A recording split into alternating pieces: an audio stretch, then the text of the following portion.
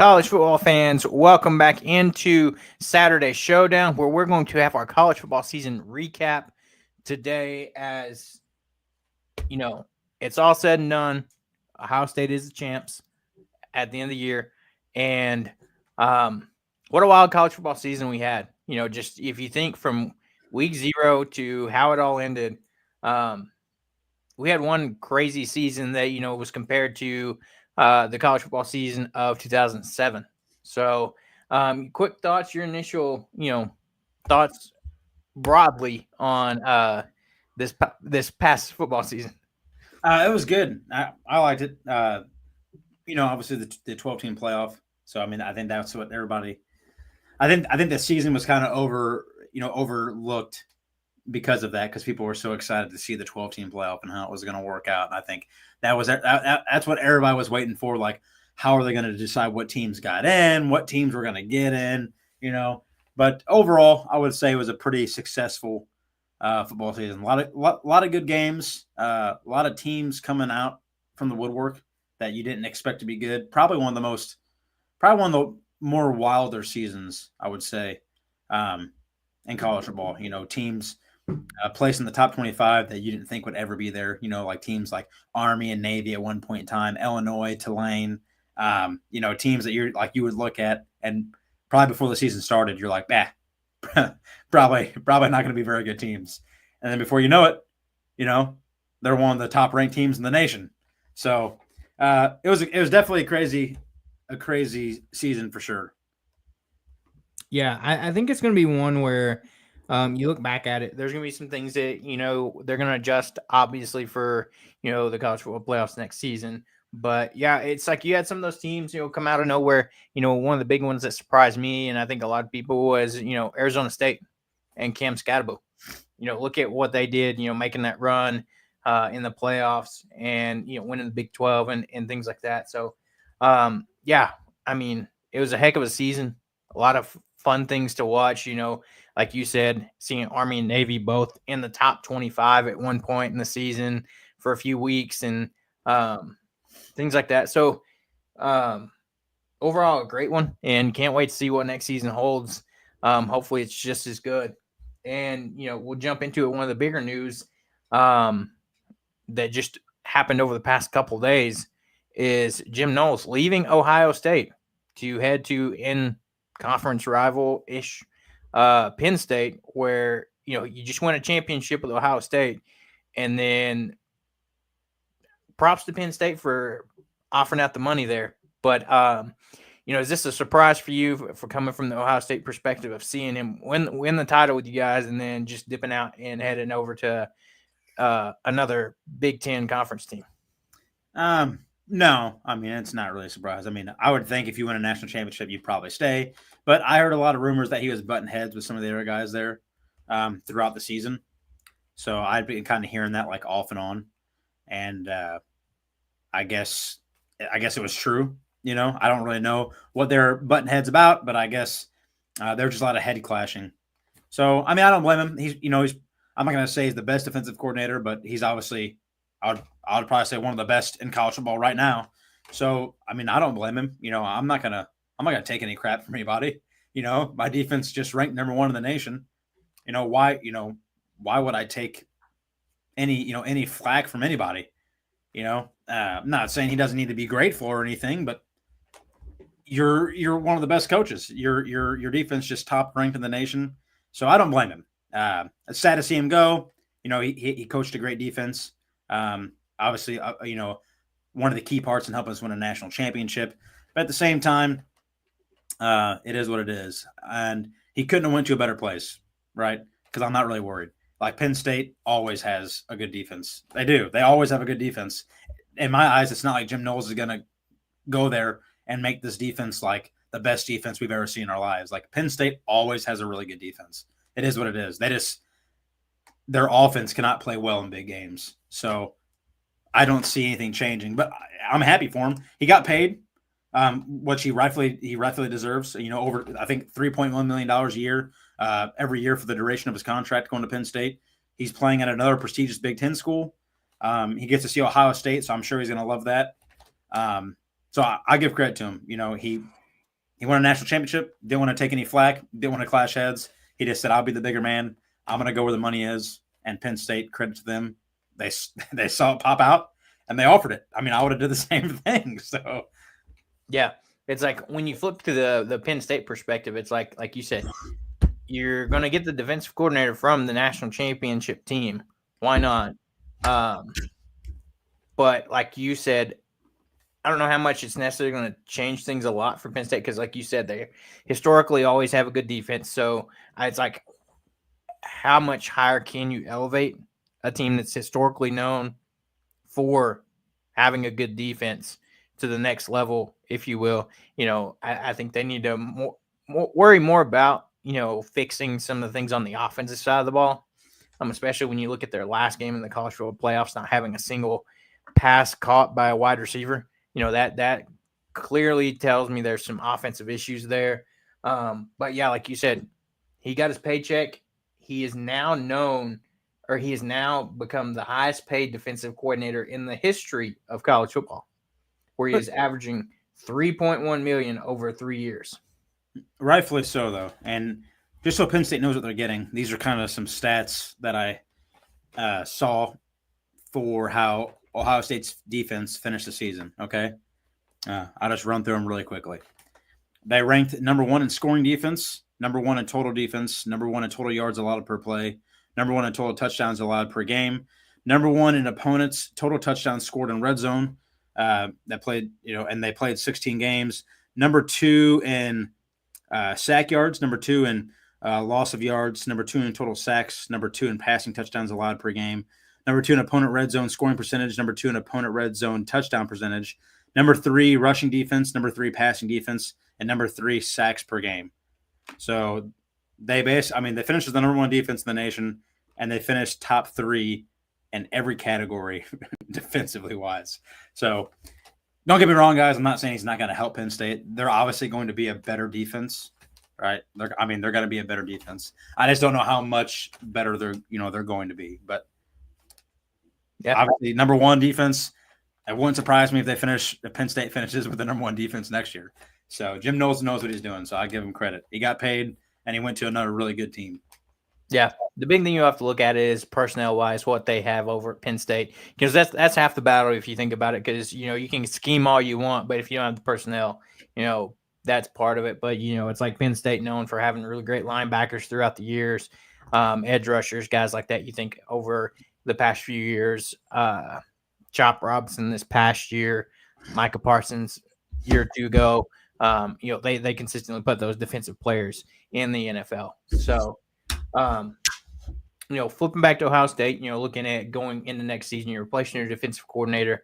You're losing some guys. Egbuka declared for the draft. Judkins declared for the draft. Is Travion Henderson out of eligibility, or do you know? I don't know.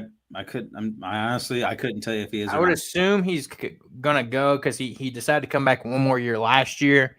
So I would probably assume he's gone. I think Will Howard's out of eligibility. You should have Jeremiah Smith back, Carnell Tate back, two of the top receivers there. Got a few things to figure out, but how do you like the outlook going into next season? Early look so far as rebuilding, not rebuilding, if you will, but retooling some of those positions for next season to kind of make that title defense run next season. Ohio State's going to get 5-star recruits at every position. They're one of the more procedure schools, especially when it comes to football. They're going to get the talent, but it's just hard to replace people when you get like special talent, like you mentioned Egbuka, right? I just want to throw this out there, right? If you didn't know this, Egbuka is going down as Ohio State's all-time leading receiver while never being the best receiver on Ohio State's roster at any point in time in his career. He broke the all-time receptions record set by KJ Hill. So, that is a special amount of talent. To break the reception record, but to never be the best receiver on your team is absolutely outrageous. So that's a hard guy to replace. I'm not saying he can't be replaced, but you know how it is when you get special talent like that. That's just hard to reciprocate. It's hard to find another guy who's going to be able to be, as good as that. I'm sure we'll have someone with special talent again that you can put next to Tate and Jeremiah Smith. But losing him sucks. Losing Jack Sawyer sucks. Losing about 90% of the defense sucks. Will Howard sucks. I liked him. He played better than I expected. I had some concerns about him early on, but Julian Sayin is who they're saying is going to step up in the spot, and he looks pretty promising. A lot of talent there. So I don't know. It's hard to determine how the season's going to go next year. I would assume we're probably going to be one of the top teams again, just based on how much talent we're probably going to get, per recruiting and transfers as well. So I expect to have another good season, but I mean, you never know. There's a lot of good teams out there now. There's just a lot of good teams, coming forward. You now have Oregon in the Big Ten. I'm sure, a lot of people are going to go to Oregon. Indiana's a team to look at now, considering how well they played last year. Penn State's obviously getting better, especially with the hire Jim Knowles. Michigan, they're probably going to look pretty promising this coming year. I know they had a really bad year, but their recruiting class looks really good for this upcoming year. So there's going to be a lot of good teams. I imagine we're going to have a good season going forward, but it's just going to be interesting to see how we overcome the special talent that we had on this team and what we're going to do to find guys to replace that talent. So, yeah, just a quick look at it. Your guys' recruiting class for this cycle 2025. So guys that are going to be there this year, 2025 recruiting class, 4th nationally in college football. So top 4 recruiting class. You look at it, the number 3 overall quarterback. So, they're saying Sayin's going to be the guy, but you've also got 5-star Tavian St. Clair coming in. That was number 3 quarterback overall in the class. It's not unusual for freshmen to come in and compete for a starting job, but like you said, we'll have to see how things progress throughout spring ball and whatnot. 5-star receiver Quincy Porter, 6'3", 200, coming in. Bo Jackson, 6'2", 210 running back to kind of replace some of those guys that you're losing there. Another running back, Anthony Rogers, another 4-star guy, 5'8", 195.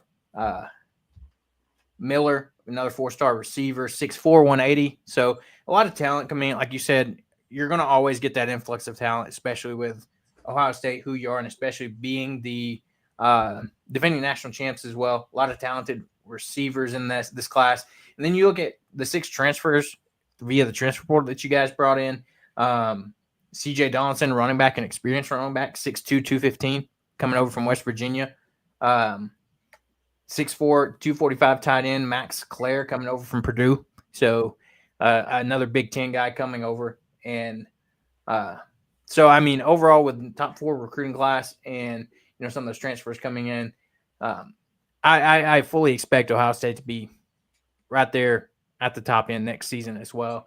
And it'll be interesting to see how some of these guys pan out. Like you said, there's probably some talented guys in here, but it's going to come in and be who's going to be the 3rd guy alongside Jeremiah Smith and Tate next season. Who's going to be throwing them the ball? And those running backs, you got a lot of options there to replace Judkins and Trevion Henderson, who had stellar seasons both. But like you said, it'll be interesting to see what that looks like going into next season. So now we'll jump over to talking about what teams disappointed us this year, looking at different conferences. And, I'll kick us off here with the SEC. And if you look at it, I think this is a 1A, 1B, which teams disappointed you, if you will. You had Texas make it, to the college football playoffs. That was expected. But when you think about the SEC, it's easily got to be a combination of Alabama, Georgia that were disappointments this year. Georgia had a decent season. They still made the playoffs, but they weren't what you expected from a normal Georgia team. And on the flip side of that, for Alabama, first season without Nick Saban, maybe this is what some people expected, maybe not. Even with the talent there, it was still, for the most part, the same team. Yeah, you're going to lose some guys because coach leaves and things of that nature. But, very much disappointing season in terms of Alabama standards. So your thoughts there? I mean, I'll be interested to see how those teams rebound next year. Yeah, I mean, if I had to pick a team or two that disappointed me like more than any other team this year, it would. I mean, yeah, it would have to be Georgia, Alabama. I mean, 3 losses for Alabama. I forgot what the stat was. Uh, I had it a long time ago, but they haven't lost 3 games in like forever. Like it's been like 10 years or something like that. 7, 10 years. Like they haven't lost like 3 games. I heard that team. I heard the Alabama team this year. I heard it was like super undisciplined. I heard there was a lot of arguing, a lot of butting heads between players, and like you saw glimpses of like a great Alabama team, like great. And then you saw like a team, you're like, God, who are these guys? They're absolutely horrendous. Like when they played Oklahoma, like that was atrocious, right? But then like they played Georgia. I mean, they almost lost the game, but I mean, they looked fantastic. I mean, they were beating them into the end of the dirt bad. And then Georgia, I don't know. I mean, I don't know who's more disappointing, Alabama or Georgia. Because I remember the first episode of Saturday Showdown this year. We talked about how Georgia has this chip on their shoulder. People were saying like, like they're good, but we don't think they're that good. Like they were really good last year. Like, I mean, they were really good last year, and they had all this talent coming back, and they got some like, they got some additions like ETN from Florida and everything. Like, super talented team, and then they just were atrocious. Like they had a good season, but like not what I thought they were going to be the best team in college football by far. Like even over Ohio State, over any of these teams. Like I thought they probably had the best chance to probably win a national championship before the season started. And then Carson Beck comes in and throws 12 interceptions in 6 games. There was 12 interceptions, and he looks terrible, and he's not making the right throws, and the defensive line looks terrible, and the secondary is getting blown out, and the offensive line can't protect him. The wide receivers are dropping balls, and their run game was non-existent for about 90% of the season. So, yeah, I mean, in my eyes, if I had to pick one of the two, I know Alabama lost 3 games, but I think maybe people kind of expected them to not be the same Alabama team. I think Georgia, in my eyes, was probably the most disappointing team this season because they had a tremendous amount of talent and just underseeded that completely. Yeah, very much underperforming. It's like you said, they flashed a stat during the Notre Dame game between the two where Georgia led all college football in wide receiver drops. How are you supposed to win when your wide receivers aren't catching the ball? And you have no run game. Yeah. I mean, and you got ETN, like you got a good transfer. Like ETN, he played great at Florida. You thought maybe he'd do better here at Georgia. I remember me and you talking about him, Georgia, before, on the first episode. We're like, dude, these guys are going to be good. Like this is going to be a good team. And they just, I don't know what happened halfway through the season, but they just did not. Like you went to 8 overtimes at Georgia Tech and barely won. Like that's not a Georgia. Like if this had been the Georgia team last year, Georgia Tech would have got blown out. Like blown out. I don't know what changed in the season, but it definitely was not the normal Kirby Smart, tough-nosed, tough defense, good offense, Georgia team that we're used to seeing. Yeah, 100%. You look at it, I'll be interested to see what they do to rebound next year because, you got a fresh face at quarterback. You got some glimpses of him this year, Gunnar Stockton. I mean, that's who we're going to assume is going to be the starting quarterback. Anything can change in the offseason. So, you're going to have a new guy under center next year. I haven't dove into who all's necessarily coming back as far as some of those weapons and stuff and who's leaving, things like that. So it'll be interesting to see going into the next season, like projections and what's the talk coming out of fall camp and things like that. Looking at some other conferences, that was specific to the SEC. You jump over to say the ACC. I think for me, I mean, that's the easy one. I think it's Florida State. Oh God, yeah. I mean, that was you come off of an undefeated season where you feel like you got, overlooked and some favoritism knocked you out of the college football playoffs last year because you lost your starting quarterback. You come out this year And I mean, we were even talking about it, that it could have been, we thought this year could potentially be the Florida State revenge tour, kind of going through and, making up for missing the playoffs last year. And boy, were we wrong. And that started week 0 in Ireland when they got knocked off by that Georgia Tech team you were just talking about that took Georgia to 8 overtimes. Week 1, they lose. And, everybody's scratching their head because they're like, well, man, DJU did not look great for being a seasoned veteran quarterback. These wide receivers didn't look good. These running backs didn't look good. The whole team didn't look good. Yeah, they were probably the worst team of the year, to be honest. I mean, I don't think there's any doubt about that. DJU couldn't hit the broadside of a barn, with a football if he was standing 10 yards away.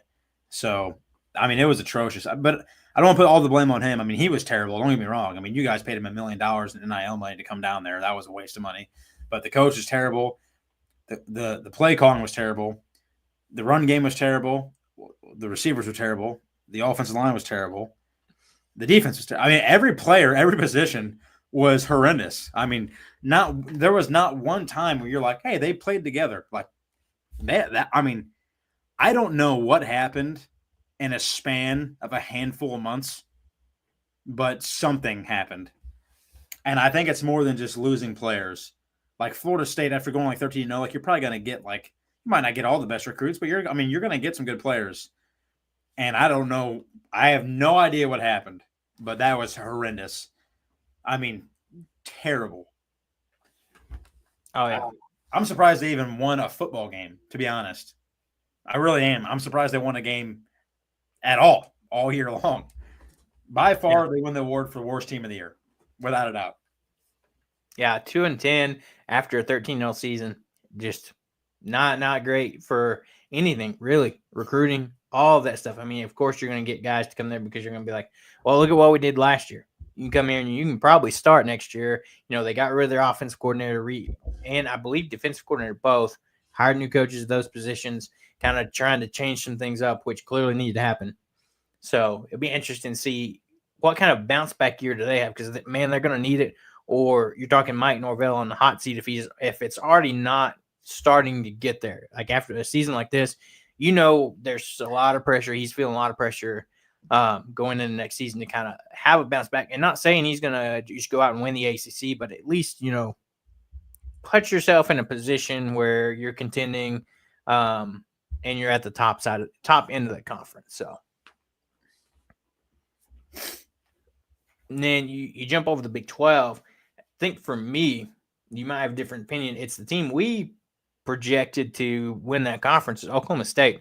Yeah. With the amount of seniors and veterans you had coming back, we talked about Alan Bowman that had been in college for 20 years coming back, veteran quarterback.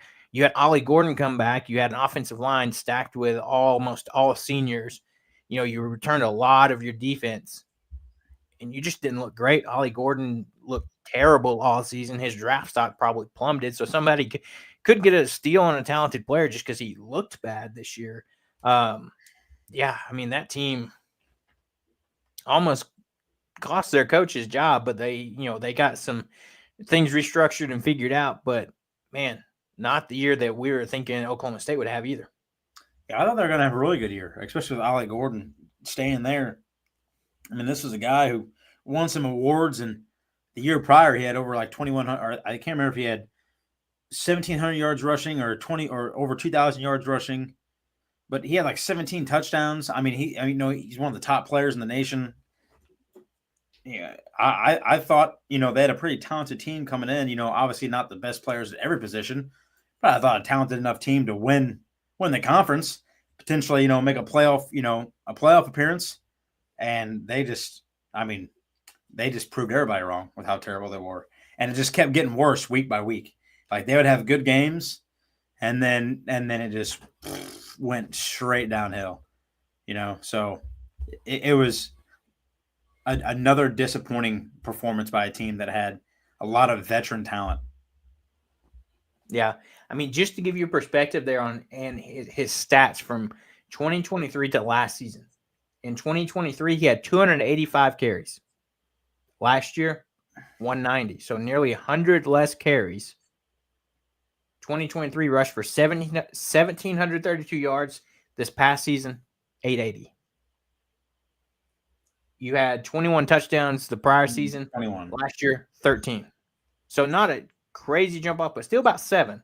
On the receiving side of things, 39 receptions in 23 for 330 yards and 1 touchdown. This past season, 29 for 179 and 1 touchdown. So a tremendous drop off in production there, nearly, not even crossing that 1,000-yard mark, 900 less rushing yards. Not great. Draft stock's probably down. He's going to have to do some work at the combine, show these NFL coaches, scouts, GMs that, he's still the player from 2023. It was just, for some reason, it was a bad offense, bad luck team this year. Yeah. I just another one of those teams that we thought was going to had the potential to be really good, probably win the conference. I think we both unanimously, agreed that they were going to win. And once again, we were just 100% not even remotely close to being right. Yeah, I agree. And then, finally going over to the Big Ten, I mean, the answer is obviously got to be Michigan. Has to be. Terrible team. Defending national champs, and you come out and have a season like this where we were talking about it, couldn't throw the ball. You played quarterback carousel the entire season. It was just bad, first season under Sharon Moore, and you're already under investigation before the season even starts. Boo. Boo. Yeah, they were not. They just had a lot of problems, and I think some of those problems resolved themselves towards the end of the season. They could always run the ball. I think their defense got a tad bit better towards the end of the season. They played really well against Ohio State. They played really well against a handful of teams. I think more of it came towards the end of the season. Their defense looked a little bit better. Their offensive line looked better. But I think it all boiled down to is they had no quarterback play whatsoever. But they don't have to worry about that this year. I'm pretty sure Michigan got the number 1 guy to flip where he was going. So they got the number 1 quarterback prospect in the nation to commit to Michigan. So I can only imagine that guy will walk in and be the starting quarterback, if I'm not mistaken. I don't want to say his name wrong or who. I don't know if it was Underwood or if it was something along those lines, but Bryce Underwood. So they got him to flip wherever he was at. I don't know if he was at Ohio State or Georgia or he was committed to LSU. LSU. So they got him to flip, number 1 guy in the nation. I would imagine with the quarterback room that they have there, he's probably not going to have to worry about missing out on any playing time whatsoever. I would imagine the moment he steps on that campus, he will be the formidable starter instantaneously. And I'm sure Sherman Moore is praising the gods above that he just landed the number 1 quarterback in the nation. So, and I know they got some other good players in their recruiting pool this year to flip and come to Michigan. So they look like, I won't say they're going to be the best version of themselves, but it looks like they're going to be a pretty good team. Like, it's probably a team that I wouldn't be surprised if they would make it to the college football playoffs. That's the type of team that they look. The recruiting pool makes them look like they're going to have this year. So, pretty bad team this year, especially after winning a national championship, going undefeated, having the season that you did with J.J. McCarthy and all those guys.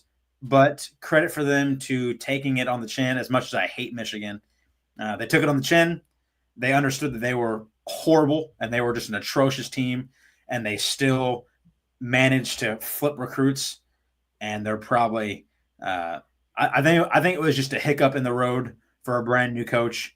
They're probably going to come back being a full forced Michigan team again this year, I would imagine. I don't really, as much as I hate them, I don't foresee them having another awful season again. I really don't. So, yeah, it was crazy to see that, and it's like as much as it is like, tough from your perspective. The one thing they hang their hat on this year is beating Ohio State. I mean, if the type of season you have, you're the defending national college football champions. It's like if Sharon Moore is saying anything, guys, it was a tough season for us. At least we got that win over our rivals. And it's time to move on to next year. Like you said, just looking at it, according to 24/7 Sports, overall number nine ranked recruiting class. That's headlined by Bryce Underwood. He is a Michigan native, so he's coming back home or after being committed to LSU for the longest time. He's 6'3", 205, number one overall across the board quarterback. You look at some of the other guys. You've got 4-star wide receiver Andrew Marsh from Texas, 6'1", 175. 5-star offensive tackle, 6'6", 290 out of Kansas. A lot of defensive side of the ball commits. You got a lot of linebackers, safeties, DBs. So retooling that Michigan defense. I'm sure you're just enjoying all these names here. I mean, 4 stars. I mean, they're expected, right? Yeah, I mean they're going to be good. I mean, listen, like Sherman Moore. I don't think he's a great head coach. Sorry, no offense, but they lost a lot of guys, right? They lost a lot of guys. They lost their top running back, who was crazy. They lost JJ McCarthy. They lost Jim Harbaugh. Like they lost a lot of people, right? They lost their coaches. They lost their starting quarterback. They lost their star-studded running back. They lost some receivers, offensive line, defense. So Sherman Moore came in and had like a depleted Michigan team. You would think with the recruits that would fill in, but I kind of think with what they're being accused of, I think that maybe kind of took a toll on them for the season. They definitely didn't have a quarterback. I think they were kind of just in shambles and didn't know what to do. They placed like 4 guys at quarterback and none of them could do a single thing. But it's just one of those things, man. Like I just don't foresee them. As much as I hate them, I'm not going to say that they're not going to be another good team. I would imagine they probably come in, and if I was a betting man, I would probably bet on it that they probably make the college football playoff set. I really do. I don't think Penn State. I think they would take Penn State's spot. I don't think Michigan's going to be another terrible team. They probably come in and they probably have a really good season. That's just what it is. Michigan's a good team. As much as I hate to say it, it is what it is. So, yeah, kind of flipping the opposite. I mean, we probably already answered this question, but kind of on the flip side, what we were just talking about, what teams have the most to prove in 2025? I mean, probably a lot of those teams we just listed off, just because of they had a disappointing season, and now they've got a lot to prove to get back where they were. I mean, if you had to just look across the college football landscape, all the conferences, I mean, is there one that necessarily stands out above the rest to you that has the most to prove going into next season? It's hard for me to pick one singular team, but in my eyes, I think there's 3 teams that stand out more than any. 3 teams that stand out more than anybody. You can maybe add a 4th in there, but I would say Arizona State's probably one, right? What is it? Cam Scatabo that got you guys where you were, or are you guys actually a good football team? I think that's everybody's question, because in the game against Texas, if it wasn't for Cam Scatabo, you guys probably lose by 30. I'm just being honest with you guys. I'm not trying to hate on Arizona State. I'm just being honest. If it wasn't for him, you guys probably lose by 30. The game's probably over at halftime, right? It doesn't look good. So in my eyes, like, are you a good team, or was it because Cam Scatabo saved your whole season? Which one is it? Number 2, I would say Penn State. Congratulations. You guys made the college football playoffs, but you guys are still trash. I don't know what to tell you. You guys can't win big games. You guys can't do anything right. I don't know what to tell you. You got this close. You guys got this close to making a national championship appearance, but you guys had the easiest road to a national championship appearance out of anybody.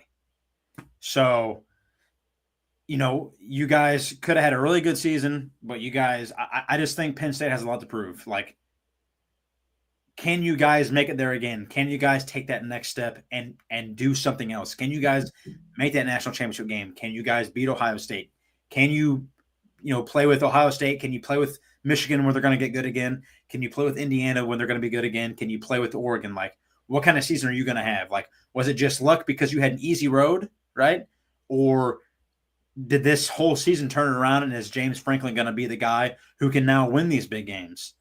And then in my eyes, another one would be Boise State. Like, you guys played well, but like, was it because of Ashton or what? Like, Is it because you guys are in an easy conference? Like, did you guys even deserve to be there in the first place? Like, that's what people are saying about you guys. Like, the only reason you guys got in, I'm sorry, was because it was a 12-team playoff. That's the only reason you guys got in. So I think they have a lot to prove because now that it is 12 teams, like, do you guys deserve to be there? Was it a one-time thing because you had one of the best running backs that have come through college football in a long time? Like, what was it, And then I would say a fourth one you could throw up there just to end it all is, Alabama. Like, did you only win because Nick Saban was your coach? Like, because of the play style that he ran, because he was a no fun guy. He was all business. Like, we're winning football games. If you guys don't want to win football games, you guys can sit. I mean, look what he did to Jalen Hurts. You're not performing. I'm benching you for the redshirt freshman. Like, what's it going to be? Like, is it because he's not there? Did you guys just have a fluke year? Are you guys going to come back? Can you guys keep up with Texas and Georgia now, or what? So those, I would say it's around those four teams in my eyes. It's around those guys. Yeah, I agree with there. In the sense that, if I had to look at around probably three or so, Alabama's definitely one, like you said. You've got to either prove or disprove the narrative was it Nick Saban that made you successful, and now that he's gone, are you just going to be an average football team now? Which is weird to say for Alabama that, for the past decade has been one of the most dominant teams in college football. And then you look around, the rest of college football.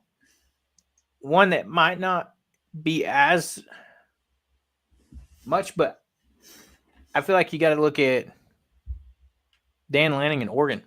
You're the number one overall seed, and you get blown out in the playoff teams by Ohio State, who you beat in the regular season. But what happened? I mean, we talked about, was it this 3-week bye? Was it you weren't necessarily game plan for, watching these? You saw what Ohio State did leading up to you. So kind of what happened there, just because you're the number one team doesn't mean that you're guaranteed anything. That was made clear. So I feel like that maybe, Oregon had a great first season in the Big Ten, regular season wise, but I feel like, they got to come back next year. And like you kind of said with Alabama, was this a fluke that, they just had all the pieces kind of fell together for them to be number one up until the playoffs, and then things kind of fell apart. And then I think another one that, is probably right there, like you said, it's hard to pick out just a few because a lot of teams have a lot to prove. I think another one is one we talked about, Florida State. You go from 13-0 to 2-10, you got to bounce back next year, because we know from what type of program Florida State is. They're another one kind of like these top tier programs where they're not going to accept you having many losing seasons before there's somebody else in charge. You're getting the boot if you don't get them back to what's expected of a Florida State team, Georgia's top conference in the ACC. Yeah, I mean, they do got a lot to prove. I mean, is it, Florida State's always been a really good team, for the most part. So, like, was it just a one bad year, like a really one bad year?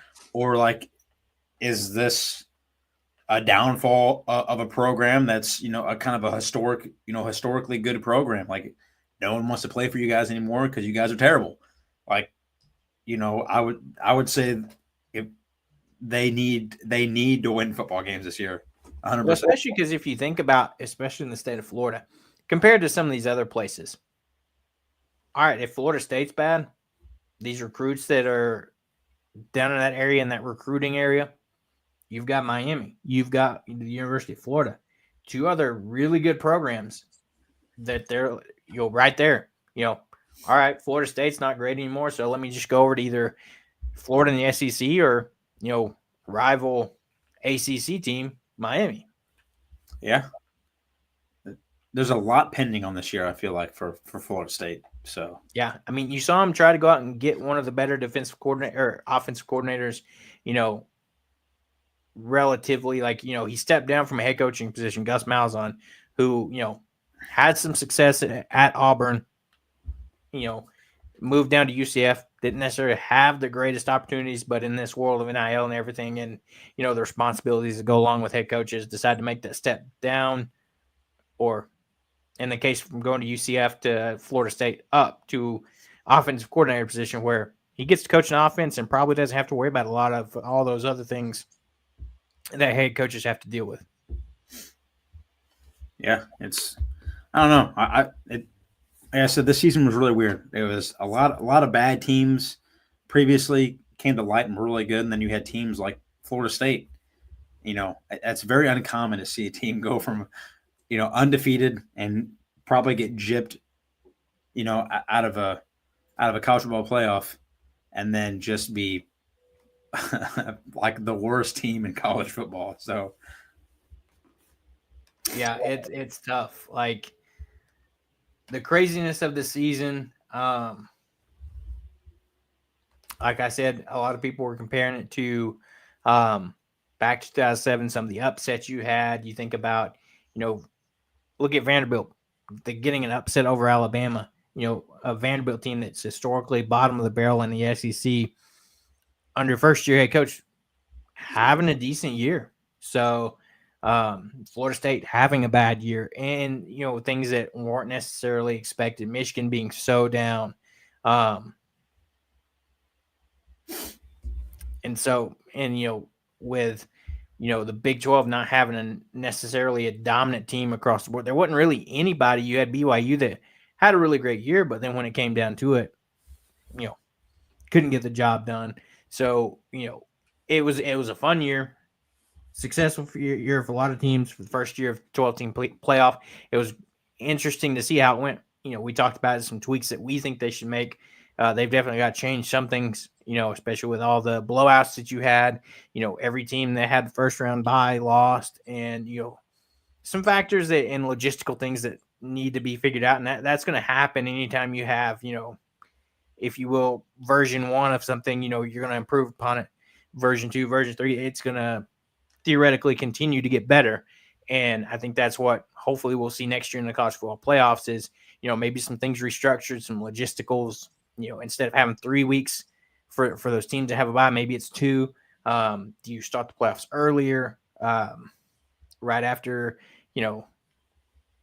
conference championships, things like that? Do you adjust conference championships?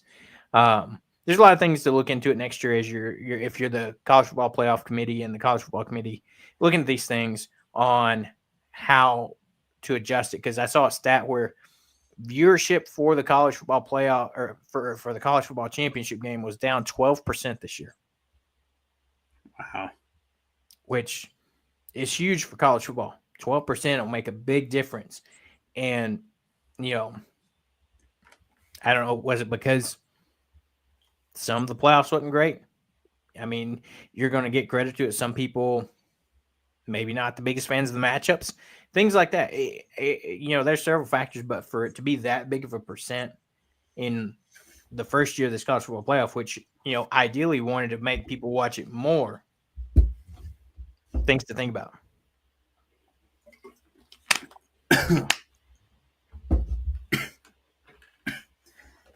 Let me ask you a question. Oh my God, excuse me. Wrong tube. Let me ask you a question, and do it without bias. All right.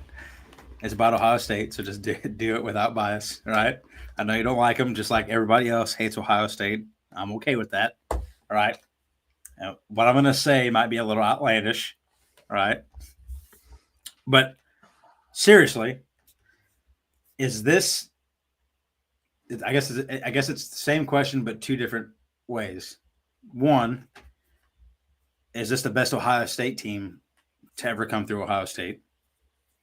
2, is this team one of the best national championship teams ever in college football? And the only reason I say that is because Ohio State becomes the only team ever. They had 2 players with 1,000 yards rushing and 10 touchdowns, and 2 players with over 1,000 yards receiving and 10 touchdowns. Judkins had 1,060 yards, 14 touchdowns. Henderson had 1,016 yards, 10 touchdowns. Jeremiah Smith, 1,315 yards, 15 touchdowns, and Ibuka with 1,011 yards and 10 touchdowns. And then at the same time, as far as the national championship is concerned, for the first time of a 12-team playoff, right? They won the first. They won the first time. This is the first year for a 12-team college football playoff. They won the national championship. The first time the college football playoffs came around, we won a national championship. But Ohio State also had the hard. I don't care what anybody says. They had the hardest route. It might be one of the hardest routes, if not the hardest route. I know it's just the first year ever for a national championship, but we also beat the top 8 teams besides Georgia. We beat every top 8 team this year besides Georgia. We beat Oregon. We beat Texas.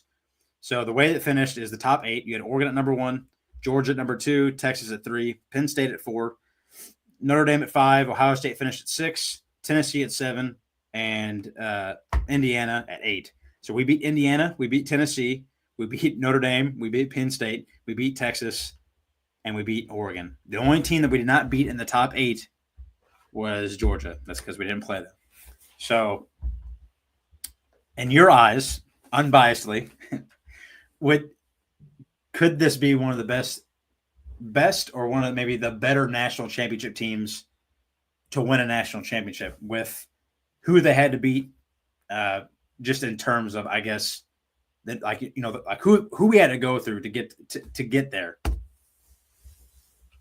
Yeah, I mean, if you're saying, I think you got to look at it in one perspective of this era. Yes, because I mean, we went through some of those teams.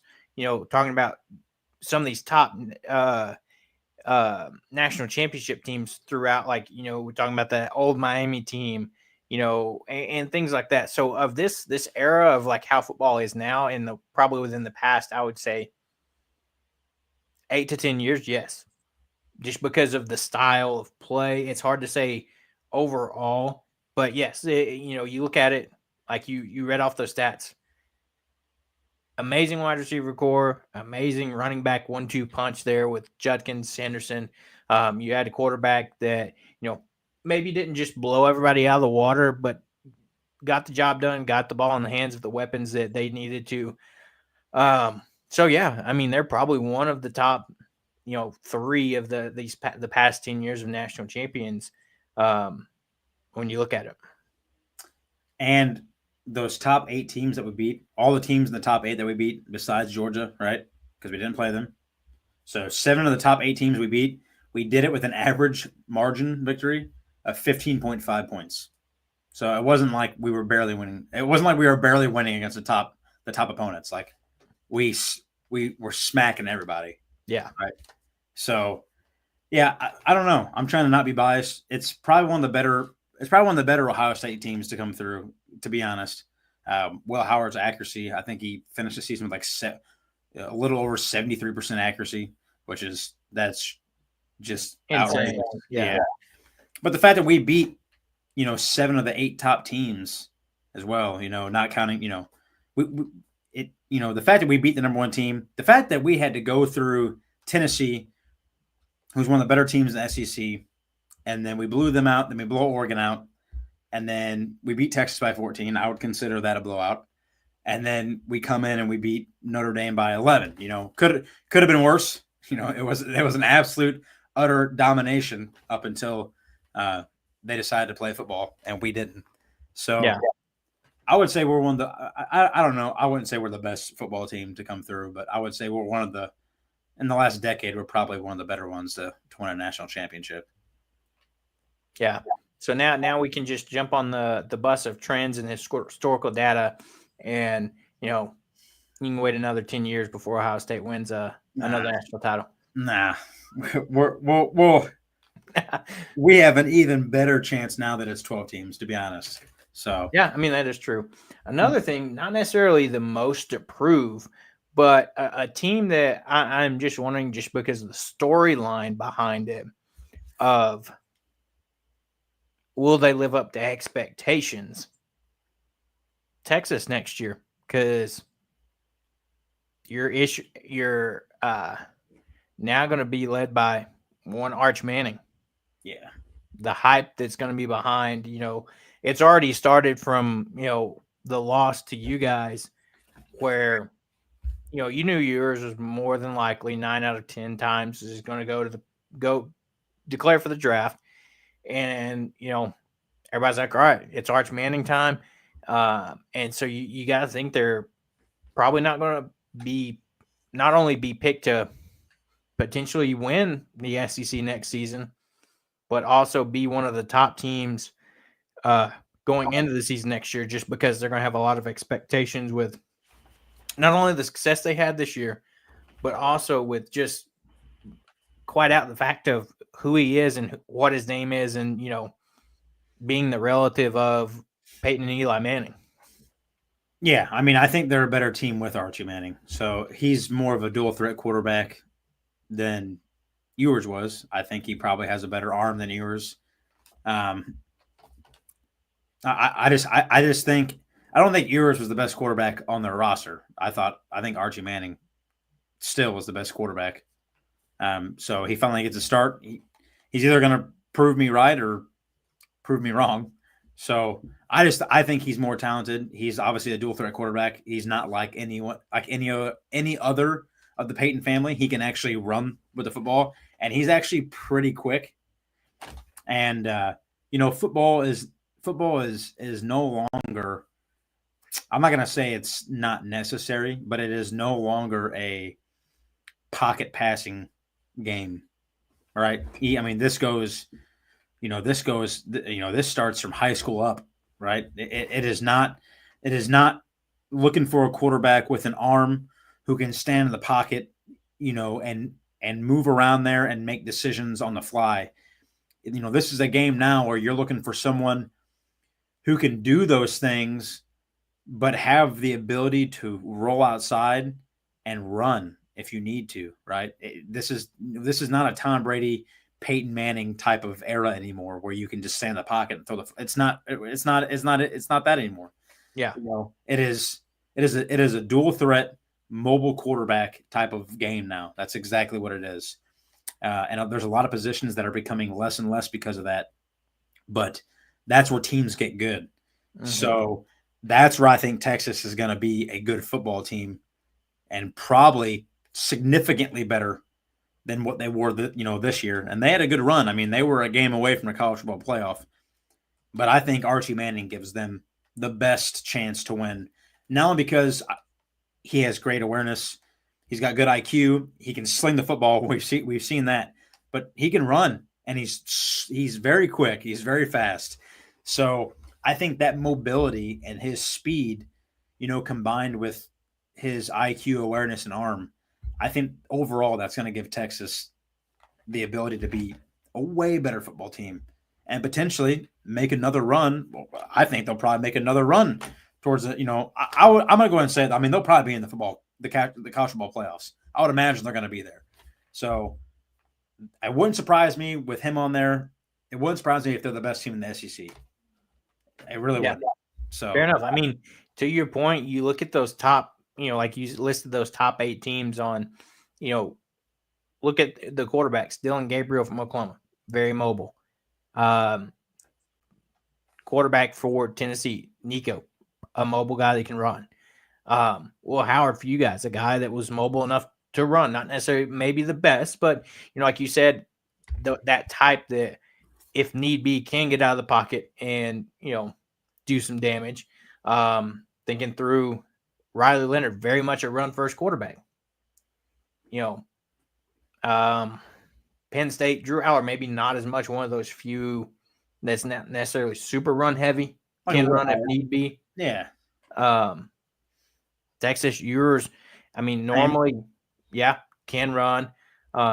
So you look through, all these top teams in the playoff, and it's like you said, that common theme of the shift towards quarterbacks that can move outside of the pocket, run, be mobile, not your Tom Brady, Peyton Manning guys that sit in the pocket and just,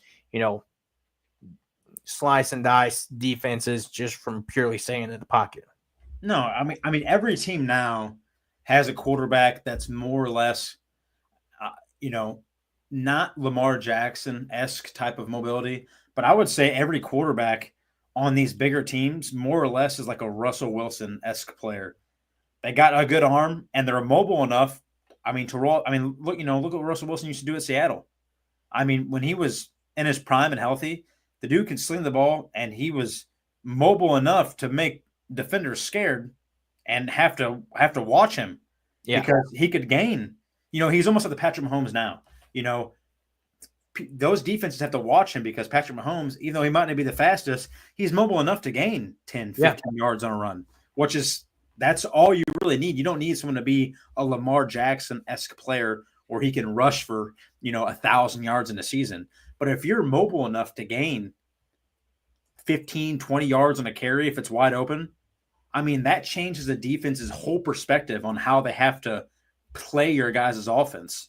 Right. It's like you have to set up a spy now instead of, having a linebacker that you're going to attack. You're going to have a guy that's watching that quarterback. Like you said, with like a Mahomes type guy is like, yeah, he's not going to necessarily just kill you, but, if they're in a 3rd and long situation, nobody's open, he can get you that first down. No problem. So, I mean, Riley Leonard and Will Howard are probably my 2 favorite because, like, look at that Georgia game. Like, Georgia was kind of staying in it a little bit, but like Riley Leonard, he's obviously a very mobile quarterback, but he's not the fastest guy. But I mean, he made some big plays even against us. I mean, look what he did on that first drive. I mean, there was a lot of 3rd and 1s, 3rd and 2s, and who'd they look to? Right up the middle. They looked to him. I mean, he could roll out, and he would gain even again. I mean, you want to go back and watch the game against us. He would roll out on 3rd down, 4th down, whatever. He would roll out and gain the 5 yards for a first down, and he was so mobile after that first drive that after that first drive, Jim Knowles changed the whole defense to try to stop him. We were running QBs. We had someone watching him the rest of the game, literally the rest of the game. Will Howard's the same way. Throughout the playoffs, Ryan Day made Will Howard run like no other. But look what it did to the teams because they were not prepared for that. Because Will Howard is not known as a running quarterback, but it made the teams prepare for Ohio State differently because even though he's not the fastest, when you don't pay attention to him, he's a guy who can get you 10, 15, 20 yards on a carry. That is all you need. And that's the type of game that it has become now, especially with all these top teams.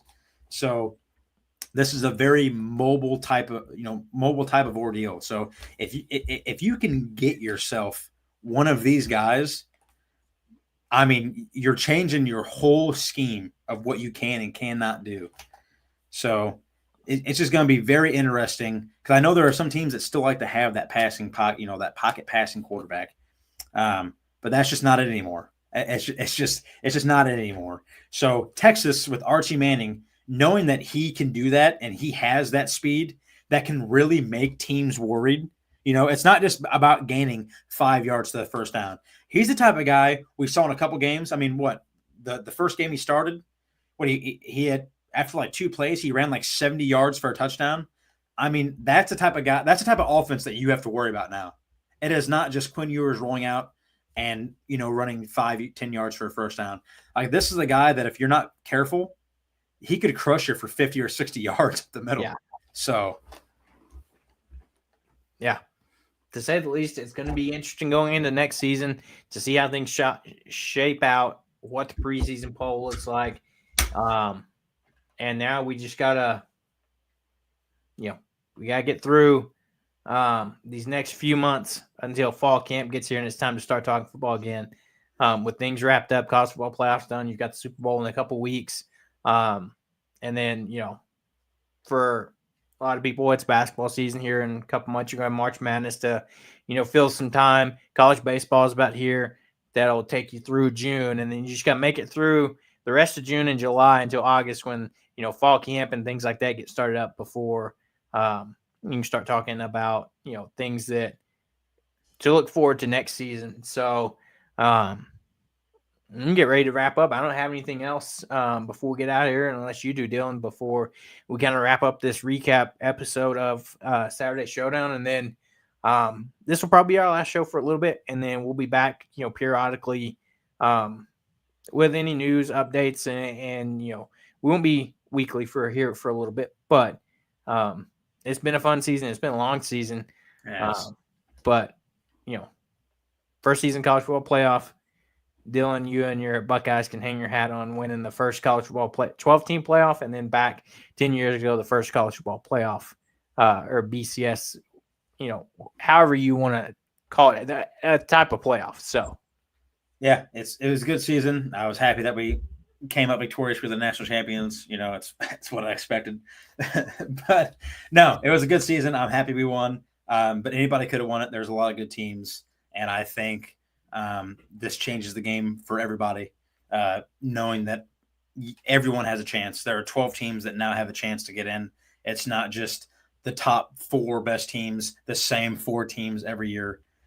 It makes it very believable for some of these teams that if they can just be good enough, they could possibly be the Boise State and sneak in and prove if they need to be there or not. So I foresee this next season being just as crazy, and it was a great season, and I'm already looking forward to the next one. So yeah, it'll be a fun one. So from us over here, Caleb and Dylan at Saturday Showdown, we're going to sign off one last time. Like we said, just keep an eye out on the YouTube page and, the Twitter account, what X, whatever you want to call it, for, when we do our periodical shows throughout this break, throughout the rest of the year until we get closer to fall camp and we get the show wrapped back up on a weekly basis. So what a fun and crazy football season. Can't wait for another one. And until our next show, whenever it is, we'll see you guys later.